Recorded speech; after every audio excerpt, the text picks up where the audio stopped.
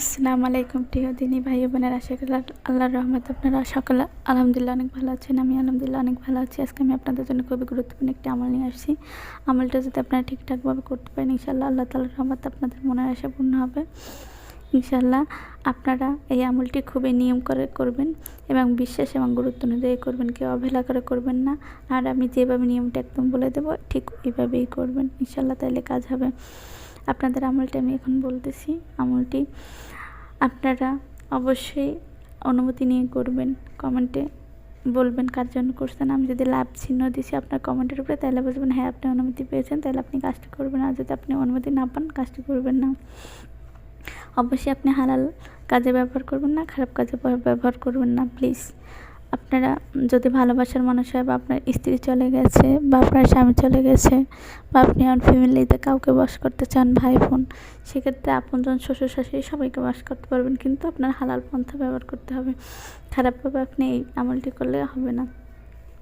আমলটি অবশ্যই আপনাকে লাইকটা শেয়ার করে দিন ভিডিওটি, আর একটা লাইক দিয়ে দিবেন, কারণ একটা শেয়ারের মাধ্যমে অন্যদের উপকার হবে। অন্যদের উপকার হলে তো আপনারা সওয়াব হবেন। অনেক মুসলিম ভাই বোনেরা এরকম আমল পেয়ে যাবে, তাদের জীবনে সুখ চলে আসবে। তাই এর জন্য আপনারা ভিডিওটি শেয়ার করে দিবেন। আর আপনারা যে যা সমস্যা আছেন অবশ্যই আমাকে কমেন্টে জানাবেন। আপনার ভালোবাসার মানুষ যদি আপনাকে ছেড়ে চলে যায়, বা আপনার স্ত্রী আপনাকে ছেড়ে চলে যায়, স্বামী ছেড়ে চলে যায়, সেক্ষেত্রে আপনি আমলটি করতে পারবেন। অথবা আপনি কাউকে বিবাহ করতে চান ভালোবাসার মানুষকে, সেক্ষেত্রে আপনি আমলটি করতে পারবেন। আমলটি এখন আপনাদের আমি বলবো কীভাবে করবেন, ইনশাআল্লাহ ঠিক ওইভাবেই করবেন।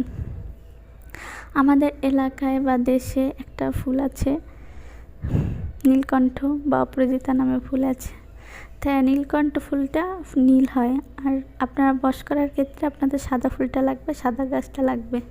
নীল ফুল আর নীল গাছ হবে না। স্ক্রিনের উপরে আপনারা একটা ছবি দেখতে পাচ্ছেন, এটা নীলকণ্ঠ বা অপরাজিতা ফুল, এটার সাদাটা লাগবে। আমরা তো এখন সচরাচর সবাই নিউজে দেখে থাকি যে কখন চন্দ্রগ্রহণ সূর্যগ্রহণ হবে। যখন চন্দ্রগ্রহণ হবে এর আগের দিন আপনি গাছের নিচে গিয়ে পানি দিয়ে আসবেন, গাছটা তাহলে নরম হয়ে থাকবে। তখন আপনি একটা নিঃশ্বাসে গাছটা উঠিয়ে ফেলবেন, এক টানে নিঃশ্বাস একবারে নিতে হবে, একটা টানে উঠাইতে হবে গাছটা। উঠিয়ে ইনশাল্লাহ তখনই ওই গাছটা জাদুতে রূপান্তরিত হয়ে যাবে। কিন্তু আপনার যখন চন্দ্রগ্রহণ লাগবে তখনই আপনাকে গাছটা উঠাইতে হবে, আর এক নিঃশ্বাস উঠাইতে হবে, এক টানে উঠাইতে হবে।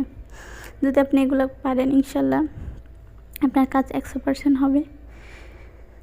যখন জাদুতে পরিণত হবে তখন ওটা আপনি যাকে ছোঁয়াবেন সে আপনার জন্য বাধ্য হয়ে যাবে।